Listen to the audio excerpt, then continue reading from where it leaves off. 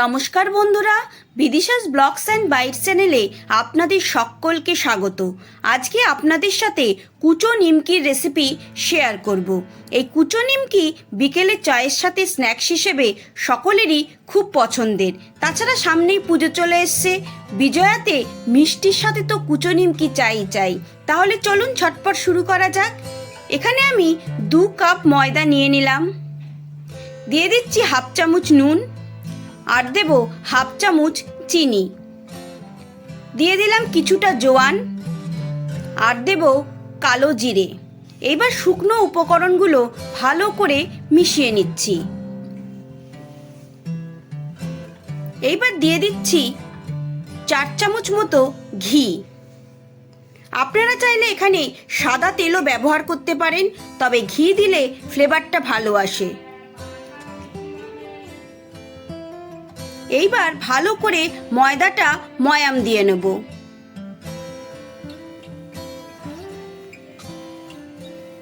দেখুন ভালো করে ময়াম দেওয়া হয়ে গেছে, হাতের মধ্যে বল হয়ে যাচ্ছে, তখনই বুঝতে হবে ময়দাটা ভালো করে ময়াম দেওয়া হয়ে গেছে। এইবার অল্প অল্প জল দিয়ে আমি একটা ডো বানিয়ে নেব। ময়দার ডোটা খুব বেশি নরমও হবে না, আবার শক্তও হবে না। আমরা লুচি পরোটার যেমন ময়দা মাখি, তার থেকে একটুখানি শক্ত হবে।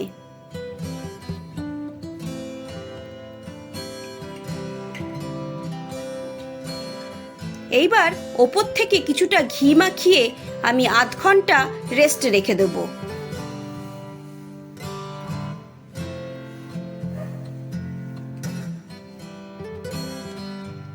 আধ ঘন্টা পর ফিরে এসেছি। ময়দাটাই আরো একটুখানি হাত দিয়ে মেখে নিচ্ছি। এইবার এই ময়দার ডোটা থেকে আমি 4টে লেচি কেটে নেব।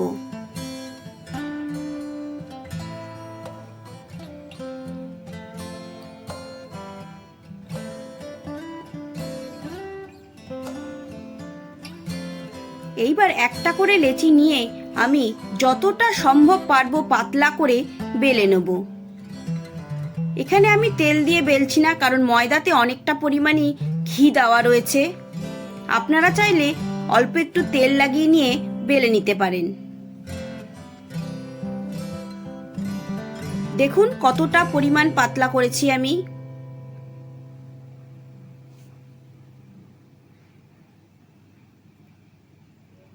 দেখুন যতটা পাতলা হবে তত নিমকিগুলো খাস্তা হবে। এইবার ছুরির সাহায্যে আমি নিমকির শেপ করে কেটে নিচ্ছি।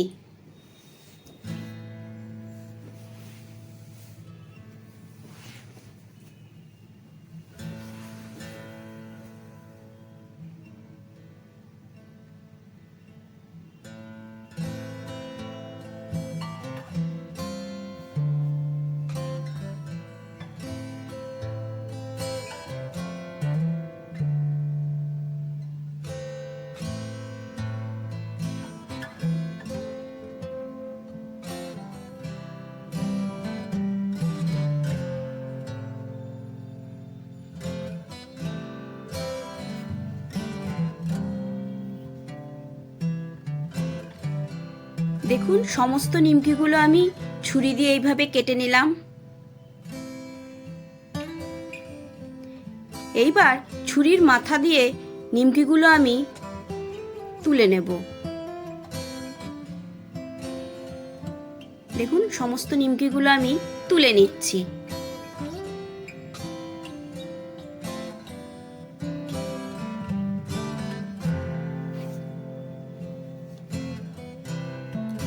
আমি প্যানে তেল গরম করতে বসিয়ে দিয়েছি। তেল গরম হয়েছে কিনা একটা নিমকি দিয়ে আমি দেখে নিচ্ছি। দেখুন নিমকিটা একদম ভেসে উঠেছে ওপরে, মানে তেল ভালো মতো গরম হয়ে গেছে। এইবার কেটে রাখা নিমকিগুলো আমি আস্তে আস্তে তেলের মধ্যে দিয়ে দিচ্ছি। এই সময় গ্যাসের ফ্লেমটা একদমই লো রাখবেন, না হলে নিমকিগুলো খুব তাড়াতাড়ি পুড়ে যাবে। আপনারা চাইলে নিমকিগুলো ঘিতেও ভেজে নিতে পারেন। গ্যাসের ফ্লেমটা লো টু মিডিয়ামে রেখে নিমকিগুলো আমি ফ্রাই করে নেব। দেখুন আস্তে আস্তে নিমকিগুলো ফ্রাই হয়ে যাচ্ছে।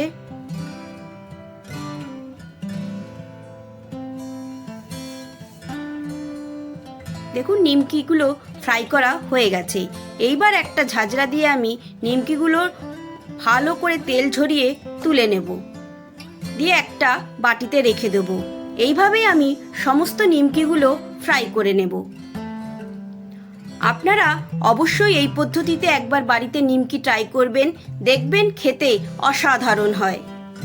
এই নিমকিগুলো আপনারা এয়ারটাইট জারে রেখে অনেক দিন ব্যবহার করতে পারবেন।